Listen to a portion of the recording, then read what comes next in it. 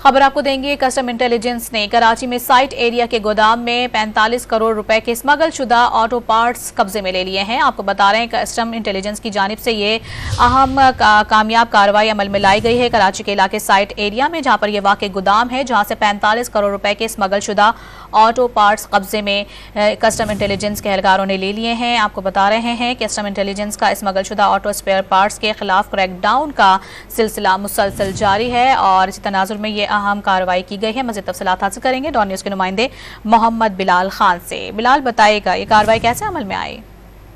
जी बिल्कुल, देखिए custom intelligence Karachi के स्मगल शुदा ऑटो स्पेयर पार्ट्स के खिलाफ क्रैकडाउन जारी है। साइट के इलाके में गोदाम से 450 मिलियन रुपए मालियत के स्मगल शुदा ऑटो स्पेयर पार्ट्स कब्जे में ले लिए गए, जबकि स्मगलिंग के खिलाफ जारी क्रैकडाउन के दौरान डायरेक्टरेट ने हाल ही में तकरीबन 2.2 बिलियन रुपए के स्मगल शुदा ऑटो स्पेयर पार्ट्स जब्त किए हैं। जबकि छापे के दौरान पुराने दस्तावेजात के तहत सामान का अहाता करने की कोशिश की गई, जबकि सेल्स टैक्स रिटर्न की तफसीली जांच पड़ताल से ये बात सामने आई कि इन दरामदी दस्तावेजात के खिलाफ दरामद किए गए ऑटो पार्ट्स पहले ही मार्केट में फरोख्त हो चुके हैं। कानूनी कार्रवाई इन अफराद के खिलाफ शुरू कर दी और मजीद तहकीकात का अमल भी जारी है। मजीद तहकीकात का अमल भी इस वक्त जारी है। मोहम्मद बिलाल तफसीलात से आगाह कर रहे थे आप, बहुत शुक्रिया आपका।